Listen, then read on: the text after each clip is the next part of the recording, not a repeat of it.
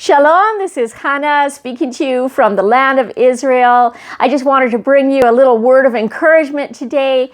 We are, as you can see, inside today. We're not outside of the shuk or at the market or running around because of the rain.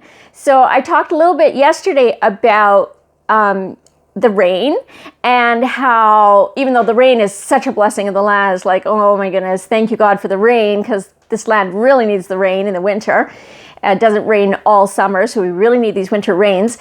But as we were out running around and was stuck in the rain, it was so cold and freezing and a lot of wind, and it didn't feel comfortable. It didn't feel good, even though we knew it was a blessing. And I was saying it's the same way with our trials and tribulations that come into our life. It doesn't feel good. It doesn't feel comfortable, but it is a blessing because it is the rain that causes the fruit and the vegetables to grow and brings new life. And it's those trials and tribulations in our life that, even though they don't feel good at the time, they bring blessing. They create character in us. And so I wanted to encourage you with that. And so we're kind of stuck inside today a little bit because of the rain, even though we're going to try and go out later. But, sometimes that, just like those trials are confining, it feels restricting. And we like to be free. We like to do what we want. And sometimes a trial can come, something like a sickness or an accident or something like that. It confines us, it restricts us, and we don't like it. But it is creating in us good fruit, character, and patience, and endurance, and perseverance, and all those good things. So be encouraged. But I wanted to talk today about something a little bit different. And because as we were sitting inside, we have more time to just spend in the Word and pray. And the Lord brought this word to me that really encouraged me personally, and I hope that it's going to encourage you too. So it's about a guy in the Bible called, you call him in English, Mephibosheth, I think, right? I can't say it in English, okay? But in Hebrew, it's Mephibosheth. And this is found in the book of 2 Samuel, and it starts in chapter 4. And so here was this guy called Mephibosheth, and he was the son of Jonathan, who was really a good friend with King David. And they were like covenant brothers.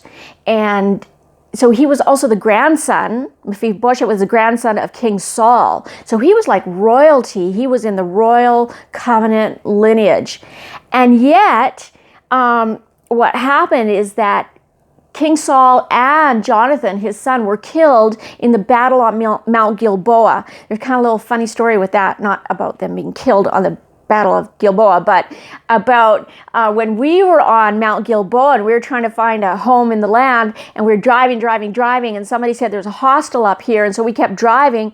We couldn't find anywhere to stay, and finally it was like midnight. We were cold, we were tired, so we just parked there. We didn't know where we were. We said, well, we're just going to have to sleep in the car. Woke up in the morning, found out where we were is Mount Gilboa.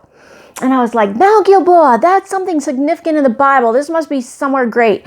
And so looked it up, and here was like one of the worst defeats that Israel ever had, where Jonathan and King Saul were killed. And I was like, oh no, I think we are on the wrong track. So we got off Mount Gilboa, and we eventually went somewhere else, found our home.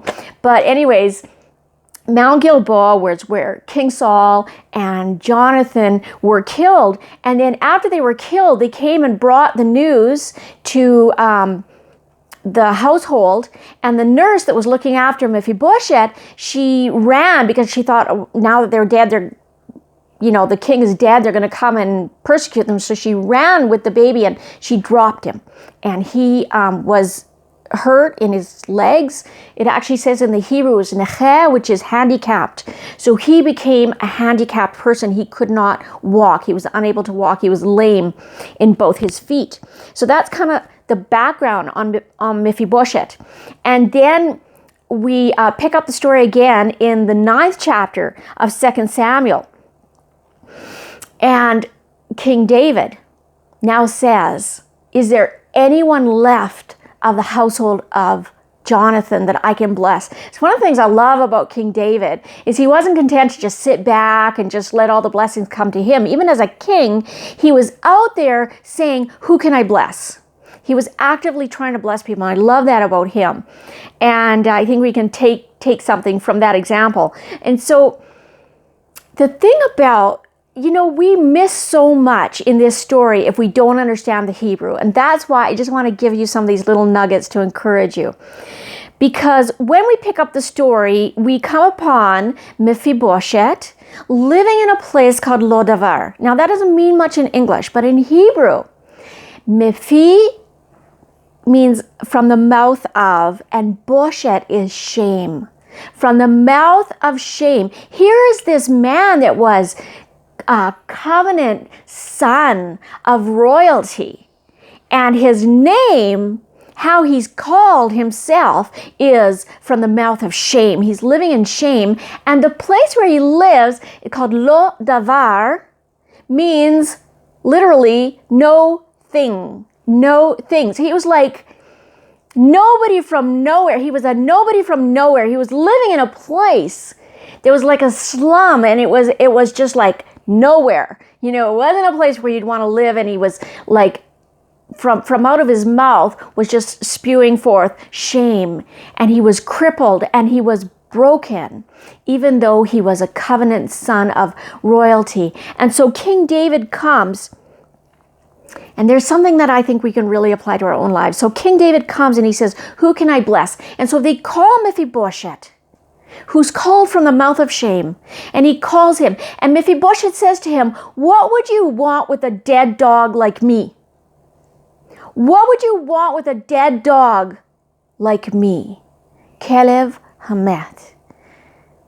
I don't know about you guys, but have you ever felt like I have at times, like you're not worth anything, like you're just like a dead dog lying in the street? Why would anybody want anything to do with you? You are a nobody from nowhere. You are crippled and broken, and your life is over, and you might as well just sit there in Lodavar and just exist. So that's what Mephibosheth was doing. But there's a story in this story for us. And that's what I want you to see, is that King David said, I want you, because you're the son of Jonathan. You are the son of Jonathan, my covenant brother, and I want to bless you. And he brought him into the palace, and he sat him at his table. He sat at the king's table, feasted at the king's table for the rest of his life. And his inheritance, all the inheritance of King Saul, was brought back to him and was restored to him. Complete restoration. Here's the thing. Mephibosheth was never healed. He was a cripple to the end of his life, but everything was restored to him. All of his inheritance. He had a seat at the king's table. And God wants to do the same thing for us. God wants to tell us that Lodavar is not our destiny. Feeling like a dead dog, a broken, crippled, dead dog, that's not our destiny. The Lodavar is not our destiny. The palace is our destiny. A seat at the king's table is our destiny. Hallelujah. We've just been studying Joseph, and he was thrown into the pit by his brothers, and then he was forgotten in the Egyptian dungeon for years and years and years. You know what? He was not forgotten by God, and the prison was not his destiny, and the pit was not his destiny. It was the palace. But all that time in the pit and the dungeon, he was being prepared to rule and reign.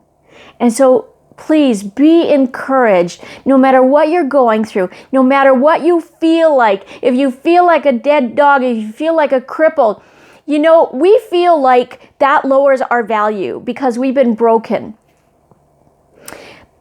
But God doesn't look at us that way. Maybe in the eyes of man, that lowers our value. One time I was visiting some of my neighbors, a friend of mine, and she lived with this guy, and we used to go down to their campfire and talk with them. And I was having a problem with my legs, well, still do, waiting for the healing. And so I had to walk with a stick, with a cane. And we were kind of joking around and talking about, do you want a husband or whatever? And they were speaking in Hebrew, and they said something like, I was sort of like, yeah, well, who would want a cripple like me? And the guy kind of nodded his head and said, Ken, Yorid. And what they meant was, yes, it really does lower your value. And of course, his girlfriend gave him heck for saying that. But I mean, in the eyes of people, it really does, but not in God's eyes. God doesn't see us like that. And the thing is that the world always tells us we have to be strong, we have to be powerful, we have to be whole, we have to be wealthy, we have to achieve, we have to do all these things. But you know what? Sometimes we can't. Sometimes we don't have the strength to move forward in our life. And what I want you to see is that it says that we can run to the Lord, but then it says that underneath are his everlasting arms. And when you're too tired and too weak to run, or if you got to limp along with a stick to get around, or you're in a wheelchair or whatever it is, or you're just emotionally crippled, God will say,